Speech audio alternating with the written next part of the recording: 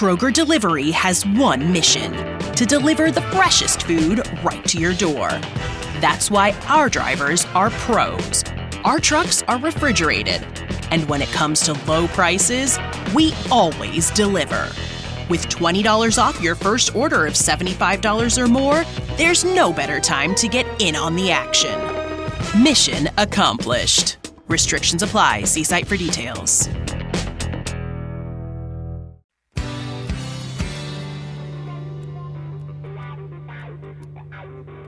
You're in a good place now. You are listening to Perspectives with Ashley Burgess. Welcome back live to Live Your True Life Perspectives, and I'm your host, Ashley Burgess. On today, we're going to be talking about common mistakes made when we start dating again after a toxic relationship.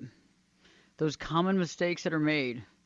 These mistakes are important to look at. I mean, the more that we can shine some light into these situations, I mean, this is some deep stuff, but it's good. We're going to have some fun today. And the more that we're able to understand that, the more we're able to do multiple things, right? We're able to use our time wisely. We're able to spend our time doing what we need to do appropriately. We're not wasting our time and wasting other people's times, and we're working on the introspection and the work that we must do to eventually be that awesomely healthy, great, amazing person. Just that we are and that we work with and that we continue to be. And finding someone else that can also be that same type of counterpart that has those same situations in their life. Because remember, it takes two to tango with that situation. And we're looking for someone with similarities. And what we're looking for in similarities is healthy understanding, communication, values, boundaries, all that good stuff. So we're going to be talking about that today. Because a lot of times, many of us make the mistake, right? We get out of a relationship. You know, we do a little bit of soul searching. Then you get a little bored, you get a little lonely. The loneliness starts setting in. We don't really look toward the introspection. The loneliness starts setting in. And then we begin to look around. Maybe we start going out. Maybe we get on some dating apps, and then we start meeting people. And all is well, but what I've heard from a lot of clients, a majority of clients, is that they start meeting people, but they're like, I keep meeting these types of people. I feel like I'm meeting a lot of narcissists or a lot of cluster B, or I feel like I'm meeting these types, or I feel like if there's a person like this in the room, I'm like a magnet. Like I'm just like bringing them to me or something. Like, what is that about? Well, I mean, what that's about is that we are kind of stuck in some programming that we have to let go. And until we realize the programming to its fullest extent, we can't change it. We can't augment it, and we can't stop it. So we go on autopilot. That's why we have these cycles and patterns in our life and tendency of meeting the same type of personality over and over again, getting into a relationship with someone that has that same type of tendency or personality that we just got out of the relationship with. Maybe not to the same degree, maybe even more extreme, maybe less extreme, but you get what I'm talking about. So let's begin today's conversation with talking about choosing the similar folks based on our programming. Many of us don't realize how, and programming is not a foul word. This is not a bad word. This is just a true word. I think programming is essential to understand because think about it. As we grow and develop and evolve in our lives, as we do that, we meet people, we connect with certain people, we have certain relationships, we have certain things that worked and didn't work. We were raised by certain family dynamics. Some of us were raised by a mother and a father, some of us weren't. Some of us were raised by an aunt or an uncle or a grandma or grandpa or two dads or two moms or whatever the combination is. And, going through that process, we learn a lot about our parents, the people that raise us. And in that process, we take on a lot of traits. We learn a lot of things. Some of those things are very positive and very healthy, and some of them aren't. And so we have to look at some of the programming that we've taken on. And a lot of times we have to really look at the mother-father dynamic or the people that raised you and look at that dynamic and really honestly see it. It's interesting lately, I've worked with some clients where we've discovered why they have a tendency of connecting with certain types of people, or at least how they got into the relationship. And then I ask them, and many of them have the chance of going back and visiting their family, and they get to see it full on technicolor, the connections between their ex and one of their parents. Also looking at ourselves. And I'm not saying this is always fast and furious. This is always, a sure thing, but for the most part, it is. I mean, if you look at it, 97, 8% of the time, we're going to have some similarities to one of the people that raised us. Now, it's interesting because if you look at the parent dynamic, let's say between, for example, you take a codependent and someone that exhibits codependent signs and symptoms, and we're not going to sit there and label people and say they're codependent. That's their name. That's their new name. We've taken away their name and we've put in codependent. And then maybe someone that has more signs and symptoms of narcissism, and connecting with that and seeing that. And sometimes we can really, garnish a lot of knowledge when we look at that situation. We can garnish a lot of knowledge when we're not judging it per se, but seeing the impact that it would have on a developing child, right? Seeing the impact it would have on a developing child in a situation and understanding that development. Understanding how that would actually impact us, because remember, we're highly, it's interesting because we're learning all the time, and many of us don't realize that we're constantly learning. We're constantly taking in stimuli. Especially when we're growing up. I mean, as a kid, think about it. We were a sponge, right? You were a sponge to whatever was going on. You were a sponge to, your parents, things that were happening. We learned things very quickly. We learned a lot of things from the kids we hung out right too, right? I'm sure that many of you remember like your parents getting angry because you're hanging out with a kid down the street and the kid down the street is doing all kinds of crazy stuff. And what are we doing? We're learning, right? We're learning. We're taking that in.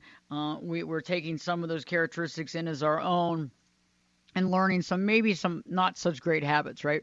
The same thing is in the family dynamic too. I mean, we can take in some really great things of mom and dad and that sort of thing. And we can also learn some other types of things that might not be completely beneficial. We might learn limitations and acquire those limitations as being our own. We may acquire a lower sense of self or self-esteem because we've been told various things about ourselves. There's maybe we have a family member that keeps coming back in and out of our life or runs in or out or has left us at an early age. And so we have those fears of abandonment and worry that other people are going to leave us just like they did. Maybe we have someone that's really abusive mentally, physically, or emotionally. Maybe we had somebody that wasn't there. Maybe you had a parent that really wasn't there. Maybe you had two parents that weren't really there. I remember growing up in high school and middle school, and I had some friends that I was really close to, and I remember my parents were like really, really, really strict. And I don't know about your parents, but my parents were really strict. I mean, like insane strict. Like, come on. I mean, it's still light outside. I should be able to hang out with my friends. But I had some friends that literally their parents, really didn't ever think about what they were doing, and I didn't realize how that affected them. And I remember one time I was with a friend of mine and we were really late and I was missing curfew and everything else, and we were getting back and I dropped her off at her house and she's like, I have no idea why we went to my house. My parents don't even know that I'm home. They won't even know I'm here. We could have gone to your house. And so I was like, well, get back in the car. We'll go to my house and I'll deal with a possible grounding. But, it's interesting because I look back at that and I realize that some of us didn't have parents. They weren't around. Some of our parents were too busy doing their own thing. Some of our parents were too busy trying to meet the next person because they were divorcing and they were looking for somebody to connect with. They were looking for somebody to fill the void. They didn't want to be alone. Some of our parents didn't want to be parents. There's a lot of things that go into this. So we have a lot of that. We have to shine some light on some of the stuff that happened in our past to really understand how we see things now, right? Because when we've been surrounded by things, it impacts generally how we see things, right? I mean, come on, we don't live in a vacuum. I think it's interesting when I work with clients and they say, I don't know, I'm just depressed. It's like I feel depressed lately, and we start looking about some of the stuff that they're reading or some of the things that they're taking in or some of the TV shows that they're watching, and it's interesting when it's all on death and dismemberment or murder shows and all that types of stuff. And it's interesting the things that we are exposed to directly impact our life. And you may disagree with me, but look at the research. I mean, it's there.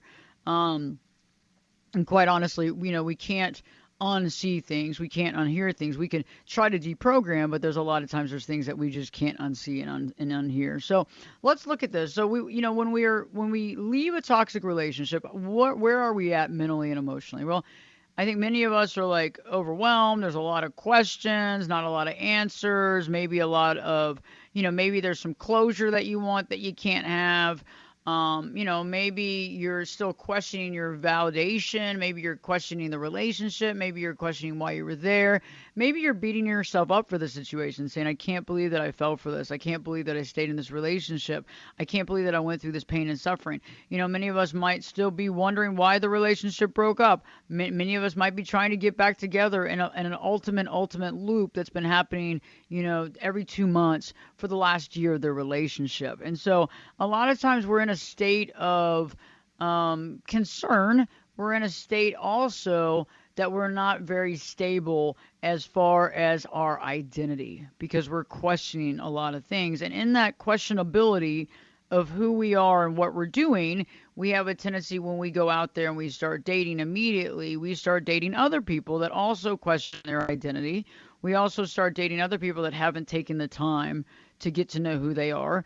And that's one of the things is I have clients ask me, what is the appropriate time? Like, how long do I wait after this relationship to go back out and date? And I said, it really depends on how long it takes you to assimilate the identity that, your solid identity, to be quite honest with you. And sometimes it takes people longer than others. Sometimes it takes people shorter than others. There's no shortcut though, however. There's no shortcut. There's no cliff notes on this, to be quite honest with you. So we have to take the time to figure out what that is, because remember, when we got into a toxic relationship, it takes two, right? So there's ultimately things on both sides of the equation that have to be worked on. We have to sit there and look at what were some of the things that happened. What were some of the things that I need to work on? What were some of the triggers that were triggering to me, that ultimately triggered me in this relationship?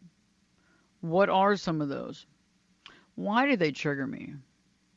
What was some of the pain and suffering that I dealt with? Were there some cycles and patterns that were very unhealthy in nature that I dealt with? And I want you to just think about that, because it's very powerful stuff. Because if you haven't started journaling on this, if you haven't started looking back at the relationship and trying to understand, if you haven't started unpacking some of the baggage from that relationship, we are nowhere near in a place to start dating. And why I say that is it's just going to be a waste of time. Because what happens, we ultimately gravitate to other people who are at the level we are within our own personal self, right? At the level we are. And it's not always the exact level, but and there's no right level. I'm not sitting there saying one level is better than the other, so don't get me wrong. There's no judgment on levels here in the show. But I'm saying at the different level that we're at as far as self-exploration, self-understanding, self-worth, self-value, not an inflated sense of self, not a narcissistic sense of self, but that whole concept of self, and really looking at that and being honest. Because if we're still in the he said, she said, and we haven't dug into the depths of everything that went on, we're nowhere near where we need to be at to be in a good spot in our relationship, to be able to be in a good spot in our relationship with ourselves. And so we're going to be talking more about that today, because we need to try to find other people that can connect with us on a level that we can connect with. But we're not going to find that. We're going to find that, but we're going to find that maybe in a spot that we really eventually want to graduate from, right? So a lot of times we might be functioning in a level that's good right now, but the amount of work that we do over a period of time becomes better, more clear, and we begin to step in to almost a higher realm, a higher vibration, a higher consciousness. So that's where we want to go. So stay tuned. When I return, to be talking more about resolving these issues, being able to identify the sense of self, understanding sense of self, creating a strong sense of self, and also finding another person that also has that as well. Stay tuned. Live your true life perspectives with your host, me, Ashley Burgess, will be back in. I'll be back this time in 2 shades.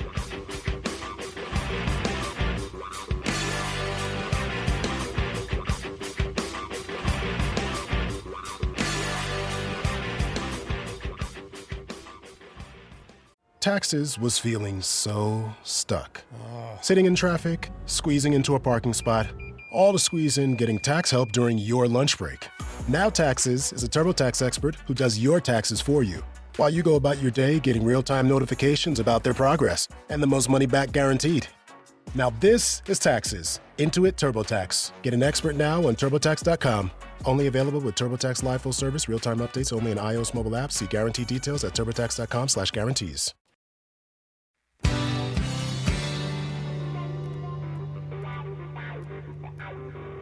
Get in here. You're listening to Perspectives with Ashley Burgess. Welcome back live to Live Your True Life Perspectives, and I'm your host, Ashley Burgess. Glad to be back, and today we're talking about when is the appropriate time to begin to date after a toxic relationship. When is the appropriate time? I mean, some people are like, I want to do it now. Other people are like, I'm so lonely. Some people are like, I'm bored. You know, some folks just want to get back in it because that's what we've done. We've monkey branched this entire time. We've gone from relationship to relationship, and that's just our pattern, right? But, you know, I like to find solution on this show. I like to find solution in the fact that we find solution, we walk through it, we find the best solution, and we move forward, right? So I like to find solution. And this is going to help us to find solution because we want to really find. We don't want to waste our time, right? None of us want to be in a relationship where it's a waste of time. And no relationship is really a waste of time, you know, if you really get mindful about it. But sometimes some relationships, they are to some degree, right? Because we're not really working on ourselves. We're really focusing on them. Sometimes we might find someone that has a lot of issues. And the issues seem to be bigger than our issues, so we really hyper-focus on their issues, and then we really focus on everything they're going through and all the pain and suffering and all this and that, and we get wrapped up in their lives, and we become literally like an appendage to them. We become like wrapped up in their lives. We're not looking at our own lives. We're not looking at our own stuff because they have so much stuff, right? And so sometimes that's also sabotage. It's sabotage. We start being there for other people and helping them when we're not actually looking at our own stuff. Okay? So let's jump into one of the things that I want us to be aware of is bringing that luggage and baggage from the past relationships into the current relationships, and this baggage and luggage has not been rectified. Okay? That happens with a lot of folks, right? So we had a lot of issues in the past relationship. There was some toxicity, you know, maybe there was some addiction, or maybe there was some cheating, or maybe there was some argumentation, or maybe whatever it looks like. It's like a lot of times we just think that, hey, we're not dealing with that person anymore. So then all of a sudden we go, oh, we're going to be fine. We're going to be fine. We go into the next relationship and we start putting things on that other person. We start hearing them kind of maybe recreate what we dealt with. Maybe we're finding someone that's very similar too. Okay. You know, you can't let any of this out. These are all possibilities, but we go through that process and we haven't really dealt with that luggage and baggage. So we have a tendency of when we hear something, we color it based on the previous relationship. So we've been beginning to color what somebody's saying, not based on what they're actually saying, but based on what we hear, what we think they are saying and what we hear them saying, not what they're saying, but how we hear it. And, you know, a lot of times this happens because we haven't dealt with it. We haven't dealt with the manipulation or the control that happened in the last relationship. Maybe there was a lot of name callings, maybe a lot of hurting each other, maybe a lot of tit for tat. You know, maybe there was a lot of anger and resentment, maybe a lot of silent treatment. And so, you know, the person that you're in a relationship, you know, starts being a little silent, you go into a complete whirlwind of anger and resentment because you think this person's going to go into a 2-week silent treatment. And so we have to really start recognizing some of these situations. And it's really hard to actually start working on ourselves in another relationship because we've taken someone else on, right? It's hard to just sit there and say, hey, I got to really super focus on me. I know you're around, but you don't really have time to focus on you. That's why it's so important to take the time out after the last toxic relationship and really see, you know, what made it toxic? What was the situations that took place that I lost my cool? What were the situations that took place where I seemed to be out of control? Because that meant that you were triggered to feel that way. Why was I being triggered? What was the situation? Right? Some of us look back in the past relationships or the past marriages and somebody was being triggered. You know, something happened and you never really got over that. You never let that go. You never forgave that situation, and then it comes in present form and it triggers us. Stay tuned. We got a lot more to talk about. Don't miss it. Live your true life perspectives with your host, me, Ashley Burgess, will be back in. I'll be back this time in 2 shakes.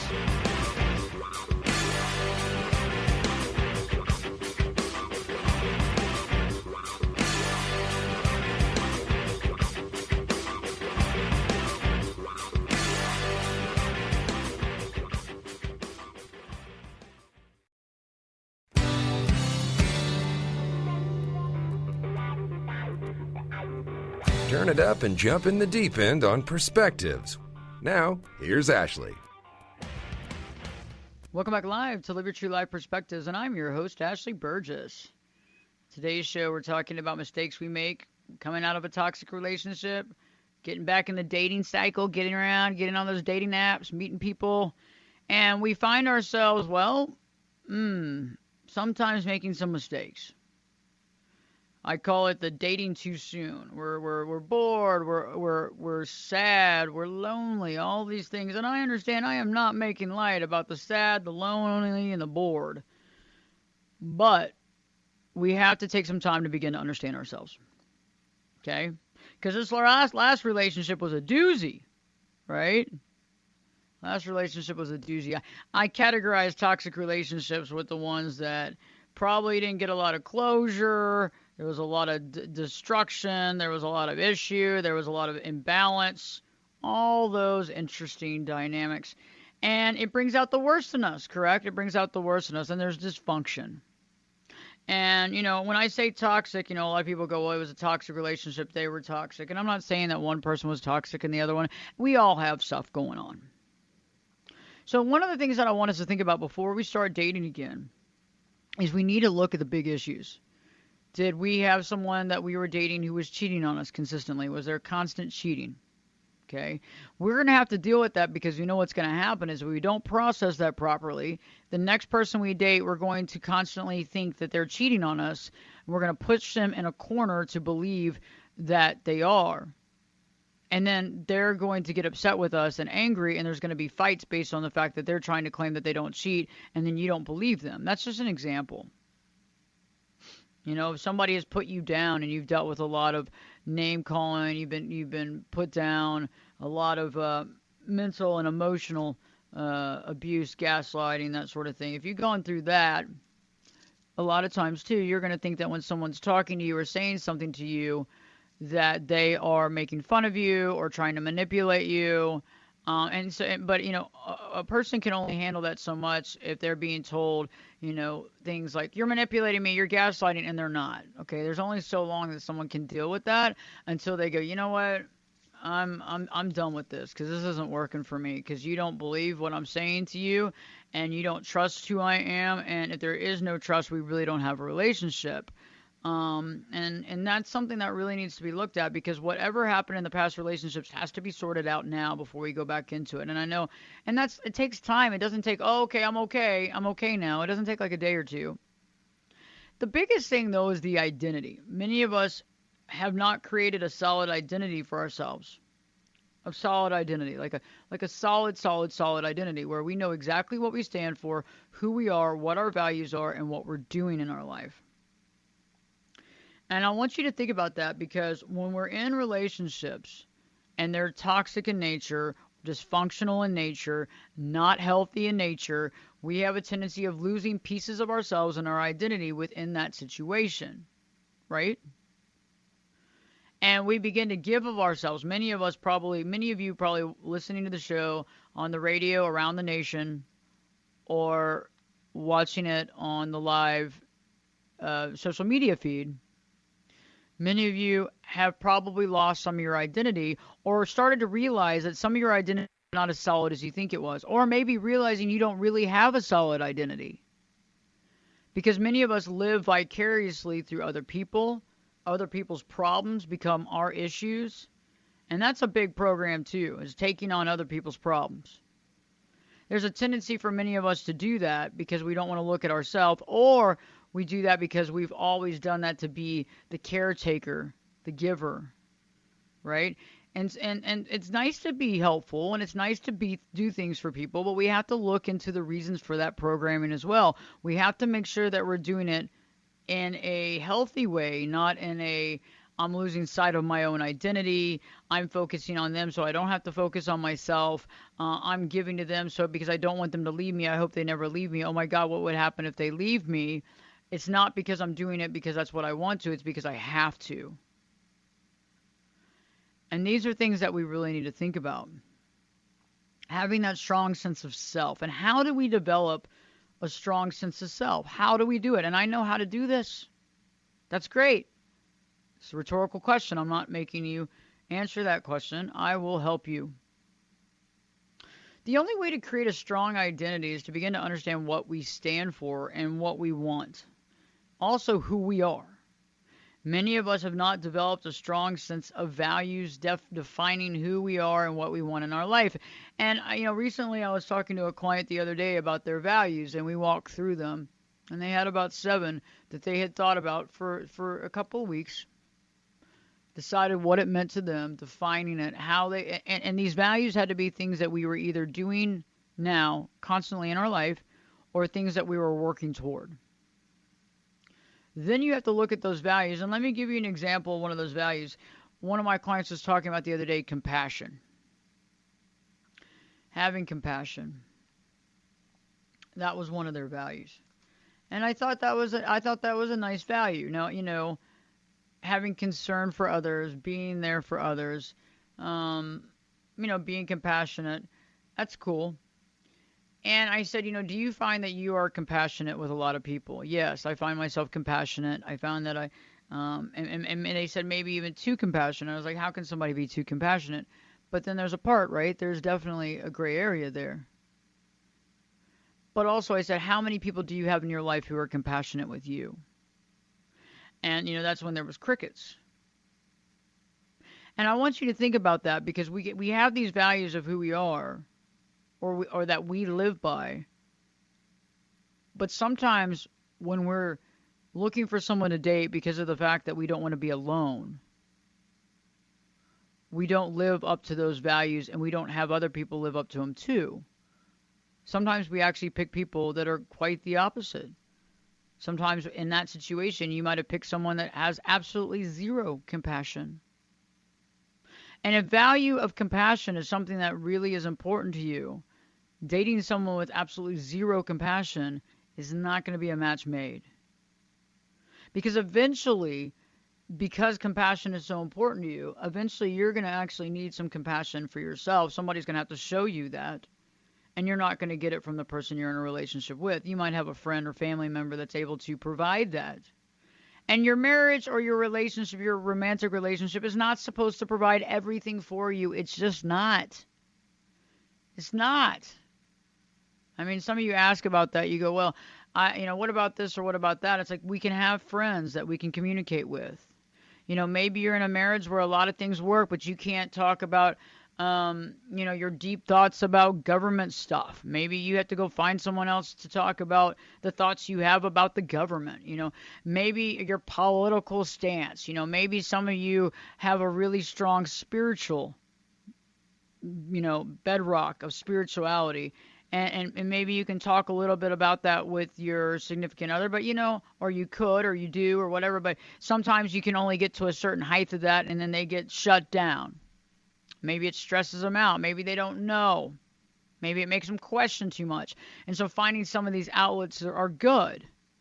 But what I'm saying intrinsically is that if something is valuable to you at the highest level of your highest 7 values, and that other person displays absolutely none of it or very little of it, you really need to think about that.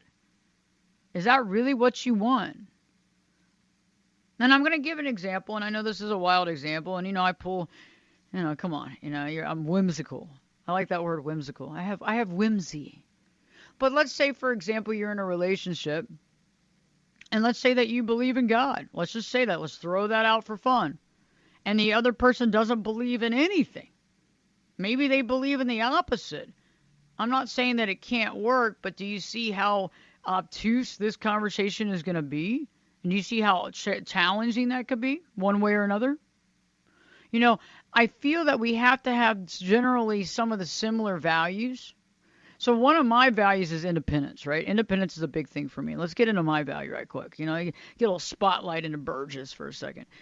Independence is really important to me, and being independent in my thought, word, and deed, action, thought, feelings, action, word, deed. Okay. I think I've covered it. But independence, right? And so it's a big thing to me. It's like a big thing for me to be independent. I don't want somebody telling me how I'm supposed to think. I don't want somebody telling me what I'm supposed to feel. Okay? I can feel the way I darn right want to feel. Okay? And usually my feelings are spot on. If I feel manipulated or used, I'm being completely manipulated or used. Because I know what it feels like to be manipulated and used, because I think most of us have, because we've been manipulated or used before. Right? So don't tell me what I'm supposed to think.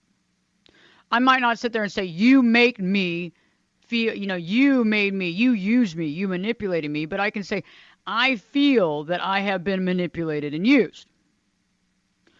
And, it's interesting when you look at independent thought and independent action, the concept is very important. Because I've realized that in order to have a relationship with anybody, for that matter, not just a romantic relationship, but a friendship, that person has to respect the fact that you are an individual with your own feelings, thoughts, and emotions. And it's not like you're over there just like going crazy about your emotions, screaming it from the top of your lungs on the balcony or on the rooftop of your house. You're actually processing that in a positive or neutral way. And that's what I'm talking about. Positive or neutral. Positive or neutral. We don't want to be like so hardcore, negative, angry. But at the same time, sometimes things have to be expressed. And I've realized that this is very important. And I think that if you think about that, for example, so let's say, for example, you're in a relationship with somebody that doesn't agree with autonomy.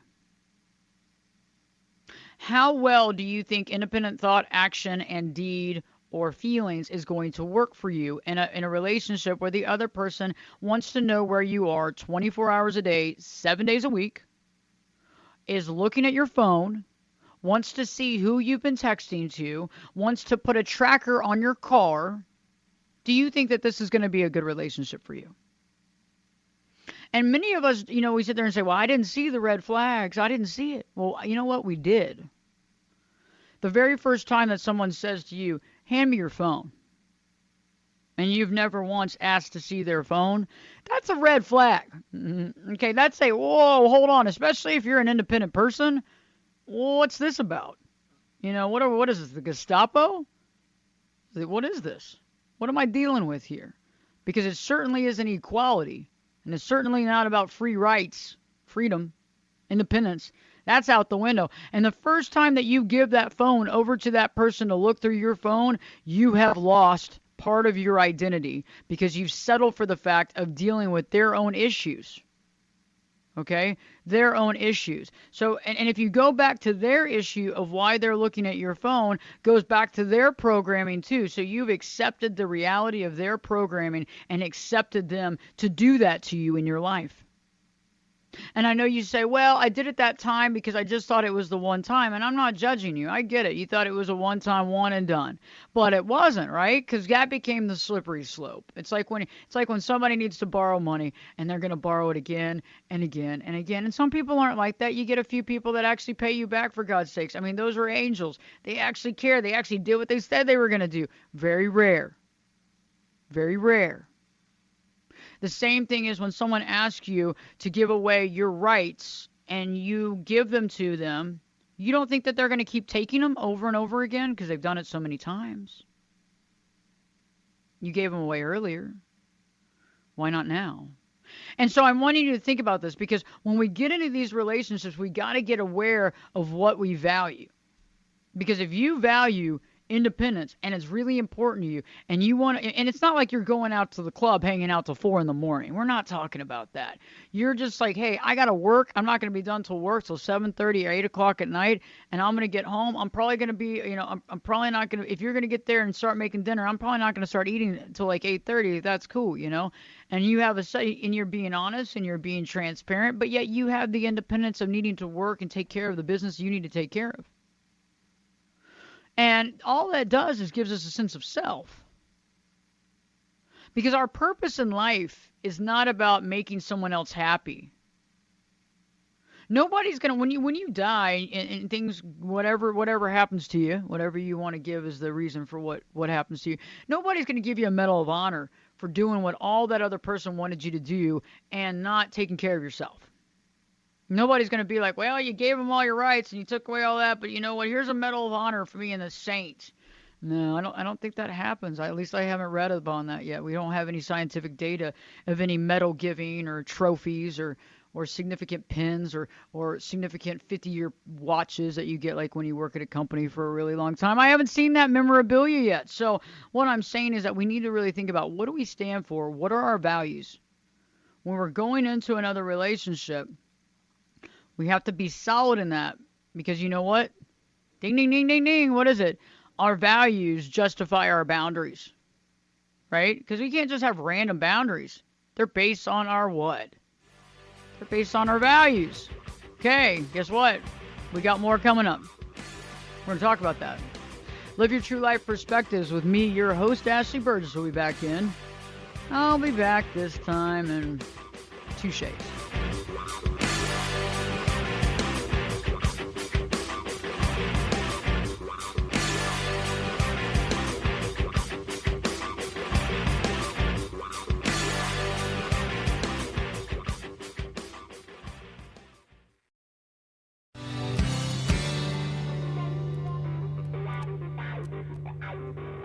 This is Jake Busey, and you're listening to Perspectives with Ashley Burgess. Welcome back live to Live Your True Life Perspectives, and I'm your host, Ashley Burgess. Right before the break, I was saying, ding, ding, ding, our values. What do? They help us create boundaries. Yeah, we just don't have willy-nilly boundaries around here. No, it's based on our values, right? It's based on what we value. So if we value independence of thought, I'm allowed to feel how I feel, I'm allowed to think how I think, and I'm allowed to do what I want to do.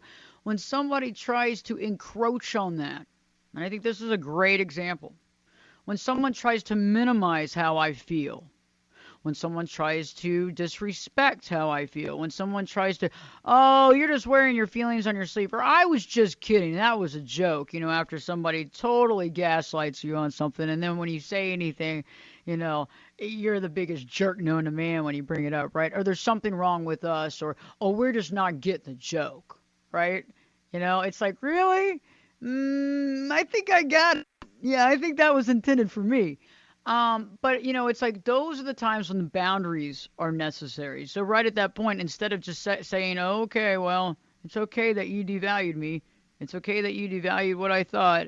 Okay, well, what do you want to have for dinner? No, it's like, it's not like a fight. We're not going to have a knockdown, drag out argument, but it's like, hey, let's time out here. I'm not trying to get melodramatic, but I respect the way you feel, and when you say something, I listen to you. I don't judge it.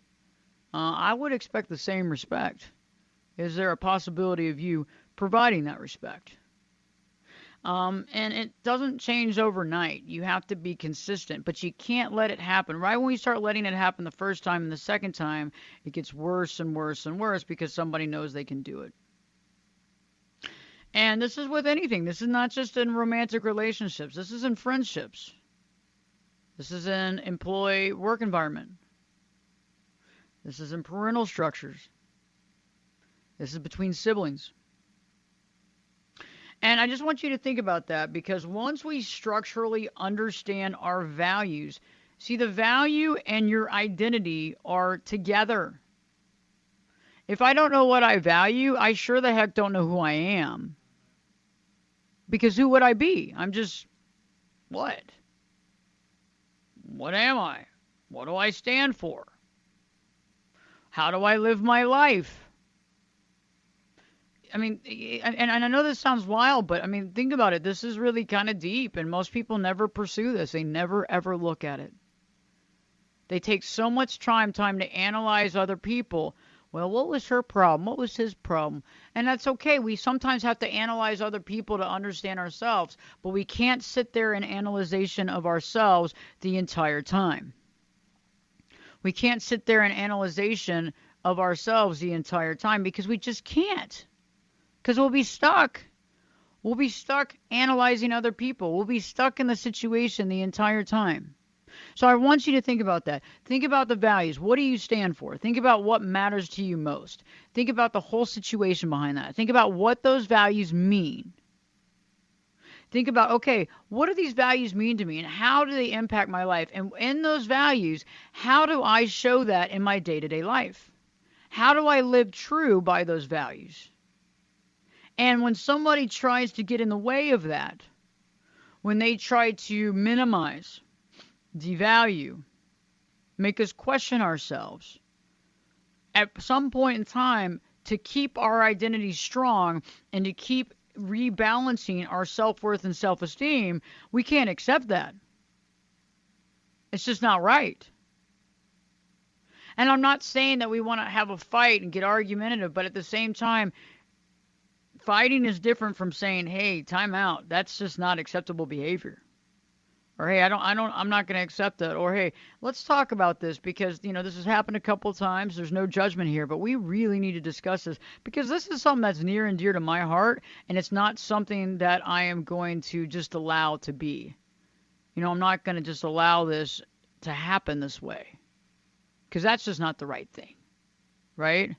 I mean, we can sit there and think about things, but certain things in life, we're supposed to really think about that. We're not supposed to take certain things lightly because remember, it's a slippery slope. If I do something to you now, and I try to take away something from you now, I can continue to do that. Anyway, I hope that you've enjoyed this show. Please share it with your family and friends. Check out my website, ashleyburgess.com, ashleyberges.com. Let me know what you think about it. You can catch up with me, send me an email as well, and I'd love to connect with you. Live Your True Life Perspectives with your host, me, Ashley Burgess, will be back in. I'll be back this time in 3 shakes.